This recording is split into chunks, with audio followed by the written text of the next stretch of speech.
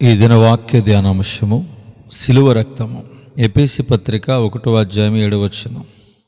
ఆయన రక్తము వలన మనకు విమోచనము, అనగా మన అపరాధములకు క్షమాపణ మనకు కలిగి ఉన్నది.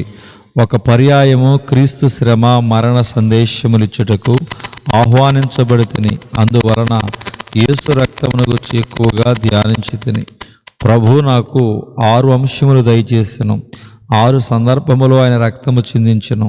మొట్టమొదట గెత్సేమనే తోటలో, రెండవదిగా పిలాతు కొరడాలతో కొట్టించినప్పుడు, మూడవదిగా పిలాతు భవనము వెలుపట యూదుల చేతికి అప్పగింపబడగా ముళ్ళ కిరీటము పెట్టబడినప్పుడు రక్తము చిందించెను.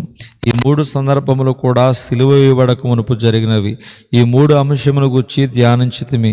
మిగతా 3 అంశముల గురించి ఇప్పుడు ధ్యానిస్తున్నాం. 4వదిగా క్రీస్తును సిలువ మీద పెట్టి ఆయన సజీవుడై ఉండగా పొడవైన పొదునైన మేకులను చేతులను బిగించగా రక్తము కారెను.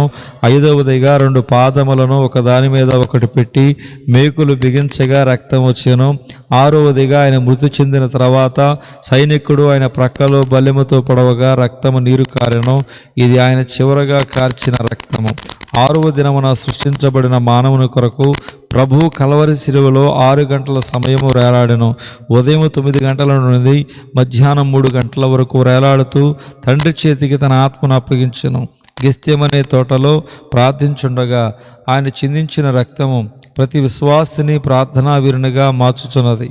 ఆయన పొందిన కొరడా దెబ్బల ద్వారా మనకు స్వస్థత కలుగుచున్నది. ముళ్ళ కిరీటం పెట్టగా కారిన రక్తము శాపములను విరగొట్టుచున్నది. 4వదిగా చేతులకు మేకులు కొట్టగా చిందించిన రక్తము మన పాపములను క్షమించుచున్నది. 5వదిగా పాదముల నుండి కారిన రక్తము సాతాను తలను చితకత్రొక్కి వాని క్రియలను లయపరుచుచున్నది. 6వదిగా ప్రక్కలో నుండి కారిన రక్తము మనలను ఆయన పిండి కుమార్తెగా మార్చుచున్నది. డాగు, మచ్చ, ముడత మరి అట్టిది లేనివారిగా మనలను నిలవబెట్టుచున్నది. దేవుడు తన స్వరక్తమిచ్చి సంపాదించిన తన సంఘము. అపోస్తుల కార్యం 20:28. దేవుడి దిన వాక్యం దేవుడు దీవించునుగాక. ఆమేన్.